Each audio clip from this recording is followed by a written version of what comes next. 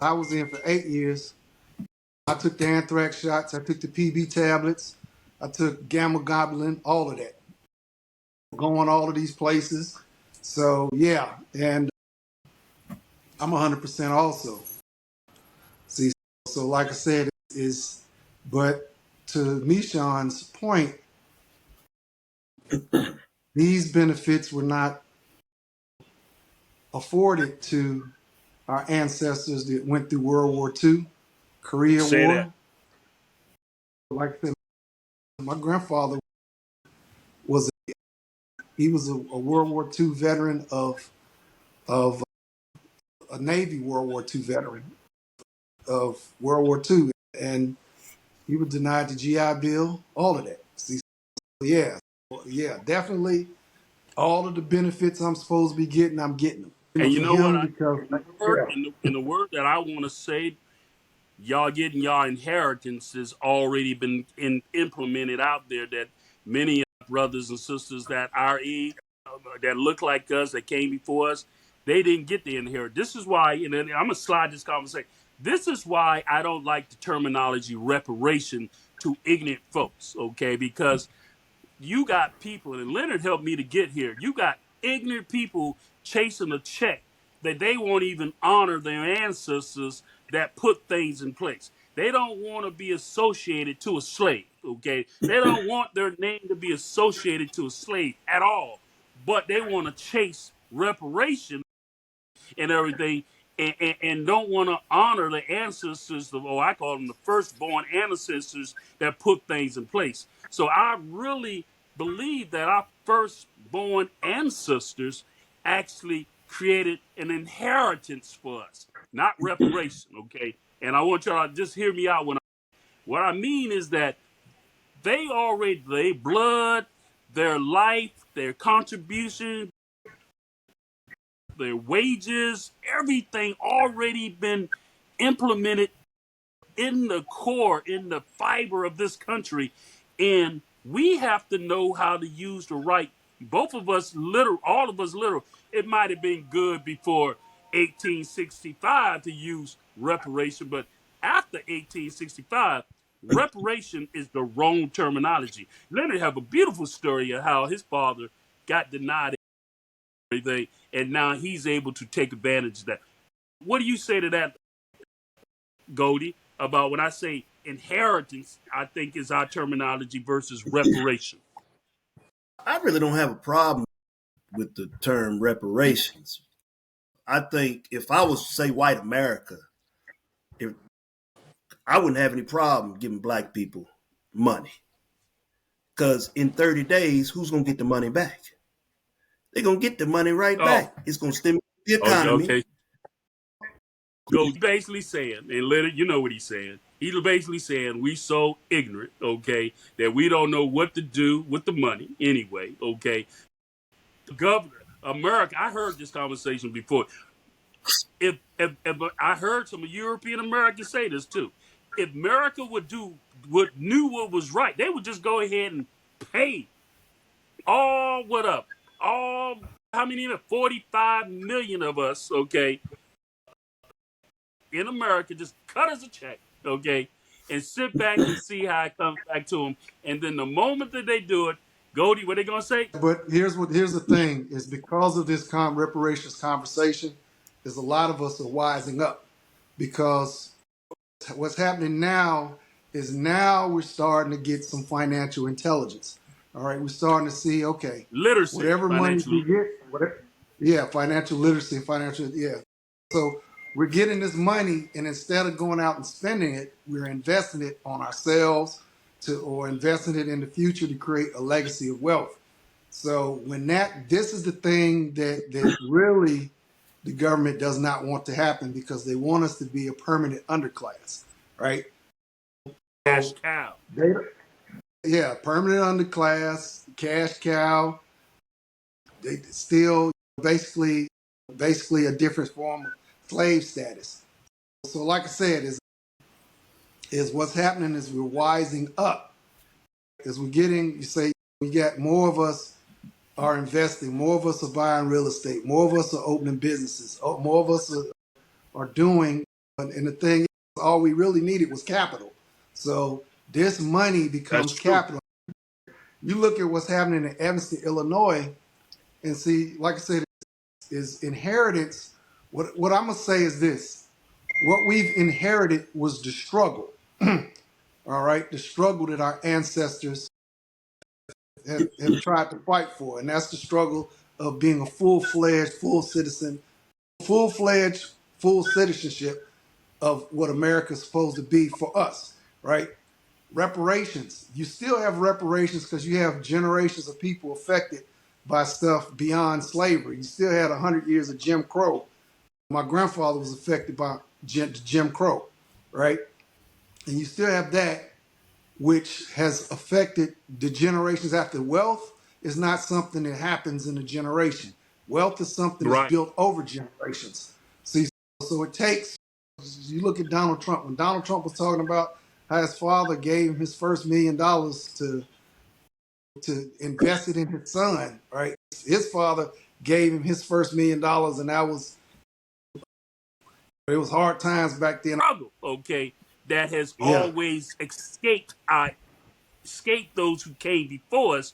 We have inherited the struggle, but we are much more astute. I want to add, we are much more astute than our brothers and sisters and our fathers and there. And I know Goldie knows about this because Goldie and I've had these arguments. I'm calling you Andy. If they would have done that maybe 50 years ago and just dropped us the money and told us to be, here it is, here's your reparation, okay? I'm gonna I think 50 years ago, our grandfathers, great grandfathers, I think they would have been more responsible with the money.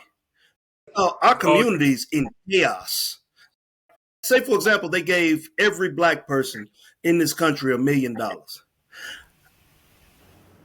I got a sister. You give her $1 million today, she gonna have it smoked up by tomorrow afternoon. So how do they differentiate? Or I got a I got cousin, you give him $1, he's gonna buy $1 million worth of dope and he gonna flip it. So how do you differentiate who you give the money to? I think reparations should be in the forms of we should be tax exempt. We shouldn't have to pay no taxes here. You know what I'm saying? I We should see. get free education. I think that would be reparations. That would help because if you grossing $3,000 a week and you don't have to pay no taxes, that's going to help your family financially. You see what I'm saying? We should be well, tax exempt. I do believe there needs to be some type of financial because just keep it all the way 100. If you own a home and everything, you invest in a home and you keep that home for 20 years and everything, and you get equity out of that. Okay, there's some equity out of it. Many of our people have never experienced that before. And I think before we give them the money, we need to do what Dr. Noah Schulte was saying. We need to have an incubator period of time where we need to educate our people on what it is they need to do. I say we do just like how they did with the Japanese, how they did with the Jews, how they do with the Native Americans, how they did with the Germans, how they did with everybody else that they gave reparations to. They did not put stipulations. They just gave them the money. You know what? Just give us the money. Those who are going to be foolish, but enough of us are going to take that money and create businesses and do a bunch of different things with our families, okay, to where we're establishing wealth and a legacy of wealth. So yeah, I don't think that we should, because like I said, many of us have a lot of great ideas, a lot of good potential there. We just need the capital to get this stuff off the ground. And that's what we need is that capital to get it off the ground. It's already happening. And like I said, in Evanston, Illinois, they had policies where they were denying, they were redlining the ADS community, the black community, housing, and had discriminatory practices. So now the city of Evanston, Illinois is cutting checks, $25,000 checks for its black residents who lived there, who could prove and went back and say, hey, you know what? You denied my grandfather, you denied my grandmother. We couldn't buy because buying a house is important. Evanston is doing that. Minnesota is talking about $50,000 to black residents, Minnesota and the Dakotas, for the discriminatory practice. Because, like I said, is the furthest north lynching in America was in Duluth, Minnesota, and that's just about as far north as you can go. See, this reparations thing is not going away until some money is going to get. And if it happens in dribs and drabs, just the judge that dismissed the case for the actual survivors of the Yes. Tulsa, Oklahoma massacre. You know Okay, about that? that was You know about that, that Goldie? was Think about the position that judge was in. Had she granted that, that would have Oh established yeah. case law, right? yeah. So, Oh yeah. as a European, I guarantee And she she didn't didn't want want her her name on it. name on that because that would just start a domino effect. So, she pretty much had to do what she did She because, stayed on code. That's what you yeah, she call it. stayed on code. Hey, So that leads right into why me and Goldie, again, Goldie found out about my billboards all over the city and everything. And me being a new author, titled my book, I'm Not Your Black America, because recently at least I broke a code a little. I had some boys have to break the code. Okay. I was financially, hey, Leonard, I was financially capable to hold out 3 days before jury selection to make them come to the table and cut me a little something. And Goldie, that is why you say, I love you. I got to get you to say it too. You can see my billboards. You can see what's all in the news and everything. And what did you say when you first said, I got to hear what you got to hear what he yeah. told me when I. Hey, Leonard, you familiar with the Django, right? Django, yeah. You remember when Jamie Foxx came on the horse with that nice fine outfit on and riding up on them white folks, stunting on them. That's what Meshon's Stunting doing. on He's stunting on. Hey, Not no. they call Meshon Django. So he's Django. Hey, hold on, Meshon. You know white folks love soccer. They built a nice, beautiful soccer stadium downtown, right there on the river. Oh, it's state of the art. Meshon he's got a digital billboard, so whenever they go to the soccer game, they see Meshon on the billboard.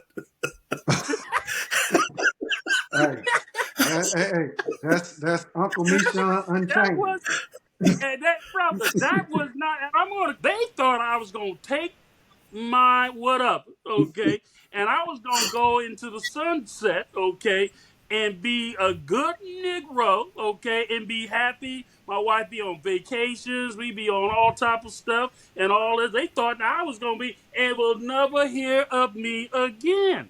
That was what they. That's why it's called a gag. That's why they. That's why they wanted to be done with me and go on. The last That, thing that, they want. that's why we need to move on from this before loose lips sink ships. The dominant European culture is concerned about what we will do with this reparation money or inheritance money moving forward. Okay, there is some truth in that. Okay, there is some serious concern about what the potential, because as much as we sitting up here clowning, and you all sitting up here saying that people might have done more better with it back then, I think that we really in the times that if that inheritance or reparation money dropped in our period of time, I believe that there will be a new birth of brothers and sisters doing things in this country, okay, unheard of, because we will know what to do with the finances way better And than we would have known 50, 30 years ago. That's all. Leonard, is that where you going? I really believe there is some conversation in that, okay? Leonard, you I'm want gonna to speak to say, I'm gonna say, I'm gonna say no, because in the 1960s, pre 1970, pre 1970, 1955, 1960, we were married at 85%. Okay, Okay, 85% you from do the have age to of put that 16 factor on in up. there, yeah. Okay. So we were building families. So what we needed was some capital to create a family Right. business because We seen all these immigrants doing that. We had our own communities. Segregation forced us to have to create our own businesses and our own things to support our own communities. Like I said, is what we needed was the capital to be able to get ahead. And if we'd have got the capital then, we'd We would not us be where we at today. no, we'd be much further along. It would be established wealth. We'd be significant.